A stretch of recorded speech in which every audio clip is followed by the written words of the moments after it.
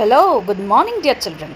So, we were actually on the step of balancing the equations in the chapter Chemical Reactions and Equations, chapter number 1 for class 10 students.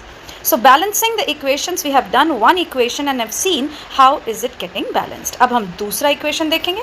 We have done this already, Mg plus O2. अच्छा, ये जो Mg plus O2 है, इसका जो statement बनेगा वो क्या बनेगा? Magnesium ribbon Burns in air.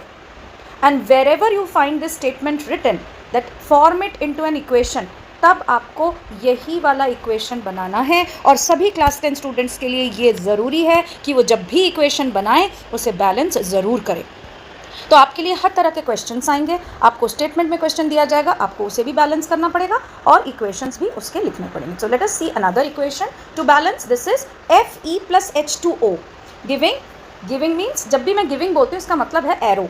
तो Fe इज़ आयरन. मॉइस्चर के साथ या वाटर के साथ जब वो रिएक्ट कर रहा है आयरन, तो क्या बना रहा है? Fe3O4 plus hydrogen gas. Any kind of gas is evolve. तो ये ऐसे एरो भी आप दिखा सकते हैं. तो ये जो इक्वेशन है, अब इसको हमें क्या करना है? बैलेंस करना है. Same procedure. Left hand side मतलब एरो के इधर वाला साइड, राइट हैंड साइड मतलब एरो के इधर वाला साइड. तो हमें क्या देखना है? लेफ्ट हैंड साइड के जितने भी एलिमेंट्स हैं या एटम्स हैं उनके कितने नंबर है. देखिए Fe1 तो यहाँ 1 लिखा है. देखिए हाइड्रोजन 2 तो यहाँ 2 लिखा है. Oxygen is only 1, so it is written only 1. Okay. On the right hand side what we find, Fe is 3, so it's written 3. Oxygen becomes a 4, it's 4, and hydrogen is 2. So what we find in this equation, only the left hand side and right hand side for hydrogen is found to be balanced till now. ठीक है ना? अभी तक के hydrogen तो हमें balance लग रहा है, पर बाकी सब डामाडोल है. अगर मैं किसी इक्वेशन को ऐसे ही छोड़ देती हूँ और बैलेंस नहीं करती हूँ, जैसे ये इक्वेशन दिया गया है जिसमें left hand side is not equal to right hand side. ठीक है, पर मैंने सारे एटम्स के सही सिंबल्स लिखे हैं, सही फार्मूला लिखा है और मैंने एक इक्वेशन बना दिया, पर मैंने बैलेंस नहीं किया. तो इस टाइप के इक्वेशंस को कहा जाता है स्केलेटल इक्वेशन. स्केलेटल मतलब एक ढांचा बना दिया मैंने इक्वेशन का, पर वो पूरी तरीके से बना नहीं है. So it is called as a skeletal equation. I hope you understand. तो अब हम देखते हैं इसे हम बैलेंस कैसे करते हैं. तो left hand side has to be equal to right hand side when we balance. तो हमें आयरन को 3 बनाना पड़ेगा क्योंकि राइट हैंड साइड पे भी आयरन 3 है. सो हमने मल्टीप्लाई कर दिया 3 से. हाइड्रोजन को हमने कुछ नहीं करना बिकॉज वो सही है. ऑक्सीजन को इधर 1 ही है, इधर 1 छोड़ेंगे और यहाँ पे 4 है. तो हमने 2 तो बैलेंस कर लिया. ठीक है ना? हमने क्या 2 चीज़ें बैलेंस कर ली? आयरन हमने बैलेंस कर लिया, हाइड्रोजन हमारा ऑलरेडी बैलेंस है. हमारा जो बैलेंस नहीं है, हमें अभी से सेकंड स्टेप में करेंगे, हमारा जो बैलेंस नहीं है वो है ये ऑक्सीजन. अब हमें इसको बैलेंस करना है, तो हम स्टेप वाइज करेंगे. ये हमारा पहला स्टेप था जिसमें हमने आयरन को बैलेंस कर दिया है. ठीक है, चलिए हम सेकेंड स्टेप पे चलते हैं. ये रहा हमारा सेकेंड स्टेप. अब इस सेकंड स्टेप में हम क्या देखते हैं? आयरन तो बैलेंस्ड है, ये रहा, बैलेंस कर दिया हमने. हमेशा कोएफिशिएंट लगाएंगे. ये जो Fe3 आपको नीचे लिखा हुआ मिल रहा है, ये हमने नहीं लिखा है, ये इसी तरीके से जुड़ रहा है केमिकल इक्वेशन में. पर जब हम इसे बैलेंस कर रहे हैं तो हम पेन एंड पेपर में कर रहे हैं. मैंने आपको पहले भी वीडियो में बताया था. तो हमें कोएफिशिएंट लगाना है. हम यहाँ पे इसे Fe3 नहीं लिख सकते. हमें हमेशा इस तरह से कोएफिशिएंट बनाकर लिखना पड़ेगा जिस भी एटम को हम बैलेंस कर रहे हैं. और जो फॉर्मूला ऑलरेडी बना हुआ है उसे हमें कुछ टच नहीं करना है. अब हमारा जो सेकंड स्टेप है उसमें जैसा कि मैंने आपको बताया, ये बैलेंस है, ये बैलेंस है. हाइड्रोजन भी हमें बैलेंस लग रहा था, पर हमारा ऑक्सीजन जो कि बैलेंस नहीं है, तो हमारे हाइड्रोजन में प्रॉब्लम आएगी. तो अब हमने ऑक्सीजन को बैलेंस करने के लिए हमने कोएफिशिएंट तो ले लिया 4. This is the second step now. अब जब हमने कोएफिशिएंट 4 ले लिया तो ऑक्सीजन तो 4 हो गया. देखिए यहाँ पे भी ऑक्सीजन 4 है, अब यहाँ पे भी ऑक्सीजन 4 हो गया, तो हमारा ऑक्सीजन बैलेंस हो गया. पर प्रॉब्लम अब कहाँ पे आ रही है? हाइड्रोजन में.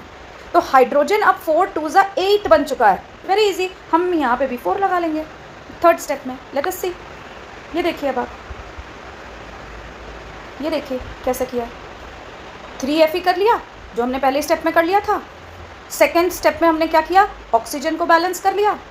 और थर्ड स्टेप में हमने हाइड्रोजन को बैलेंस कर लिया. शुरू से हमें लग रहा था हाइड्रोजन तो बैलेंस है ही, पर क्योंकि यहाँ पे हाइड्रोजन अलोन है, अकेला है, और हाइड्रोजन यहाँ पे ऑक्सीजन से जुड़ा हुआ है, और ऑक्सीजन इधर बैलेंस नहीं था, तो हमारे लिए यहाँ पे एक चैलेंज आ जाता है कि हमें साथ ही हाइड्रोजन को भी बैलेंस करना पड़ेगा. It is very easy to do if you see the videos again and try to solve it yourself.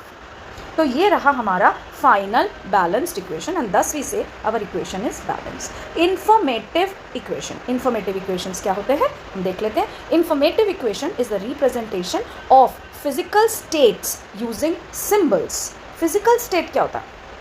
जिस स्टेट में वो मटेरियल पाया जा रहा है. जैसे अगर हम देखते हैं पानी कौन से स्टेट में पाया जाता है? लिक्विड में पाया जाता है. ठीक है. ऑक्सीजन हमें कौन से स्टेट में पाया जाता है? गैसियस स्टेट में पाया जाता है. उसी तरीके से हाइड्रोजन हमें कौन से स्टेट में पाया जाता है?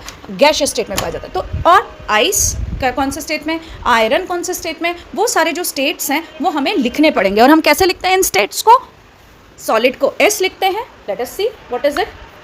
ये देखिए, ये एक पूरा आपके लिए चार्ट बना के दिया गया है जिसमें आपको सॉलिड को कैसे लिखते हैं. ये देखिए, सॉलिड को हम एस लिखेंगे, लिक्विड को हम एल लिखेंगे, गैस को हम जी लिखेंगे, या हम एक एरो दिखा देंगे टुवर्ड्स अपवर्ड्स. तो गैसेस जो भी रिएक्शन में निकलेंगी, क्योंकि gases are lighter, they always tend to move upwards. तो अगर आपको एरो ऊपर की तरफ दिखे तो आपको मान लेना है कि ये जो एलिमेंट है या एटम है वो गैसियस है.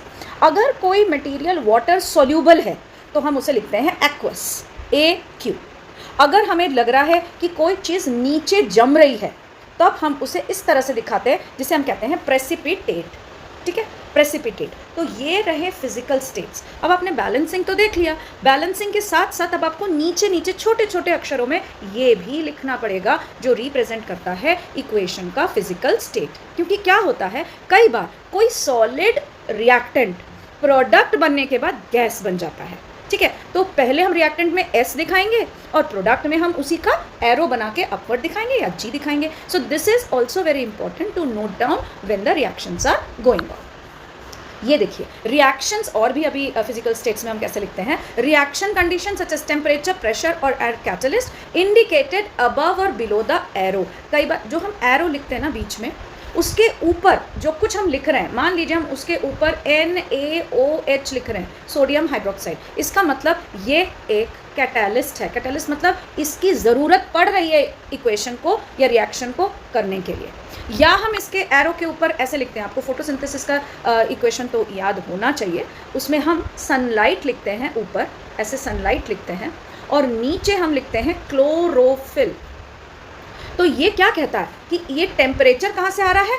क्लोरोफिल से आ रहा है. सॉरी, टेम्परेचर कहाँ से आ रहा है? सनलाइट से आ रहा है. और इस टेम्परेचर को कौन कैप्चर कर रहा है? क्लोरोफिल कैप्चर कर रहा है. तो हम इस तरह से एरो के ऊपर भी कुछ इंडिकेट कर सकते हैं. हीट को इंडिकेट किया जाता है with the help of this triangle. आप हीट भी लिख सकते हैं या ट्राइंगल भी लिख सकते हैं. तो इस तरीके से हम फिजिकल स्टेट ऑफ मैटर को जान सकते हैं किसी भी रिएक्शन में. तो देखिए, इन्फॉर्मेटिव इक्वेशन क्या है. इन्फॉर्मेटिव इक्वेशन अगर आपको बोले, इसका मतलब कि हम इसमें इंफॉर्मेशन दे रहे हैं फिजिकल स्टेट के बारे में. ये जो अभी हमने बैलेंस किया था इक्वेशन, देखिए बैलेंसिंग तो ये रही हमने जो बैलेंस किया था कोएफिशिएंटली. और फिजिकल स्टेट कहाँ पे है? ये देखिए ब्रैकेट्स में. ठीक है, आपको दिख जाएगा. आयरन सॉलिड है, वाटर लिक्विड है, और जो रिएक्टेंट से प्रोडक्ट बना है वो भी सॉलिड है. पर यहाँ पे जो लिक्विड था वो अब गैस बन के निकल गया है. चेंज आ गया ना.